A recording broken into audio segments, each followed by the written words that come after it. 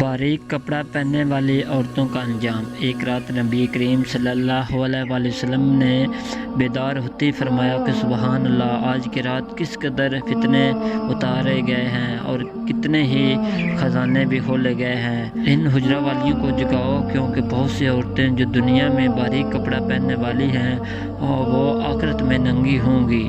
ام المومنین سیدہ عائشہ رضی اللہ تعالیٰ عنہا کا بیان ہے کہ میں نے رسول اللہ صلی اللہ علیہ وسلم سے سنا، آپ فرماتے تھے کہ بلا شبہ مومن اپنے حسن و اخلاق، عمدہ عادات کی بنا پر روزہ دار، شب زندہ دار کا درجہ حاصل کر لیتا ہے۔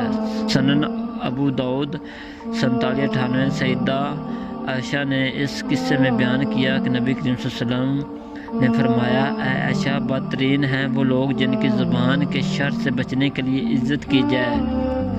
حضرت سیدہ عائشہ نے اس قصے میں بیان کیا کہ نبی کریم صلی اللہ علیہ وسلم نے فرمایا، عائشہ، بدترین ہیں وہ لوگ جن کی زبان کے شر سے بچنے کے لیے عزت کی جائے۔ رسول اللہ صلی اللہ علیہ وسلم نے فرمایا، اس شخص کے چہرے کو تر و تازہ رکھے جس نے میرے سے کوئی حدیث سنی اور ویسے ہی آگے پہنچا دی۔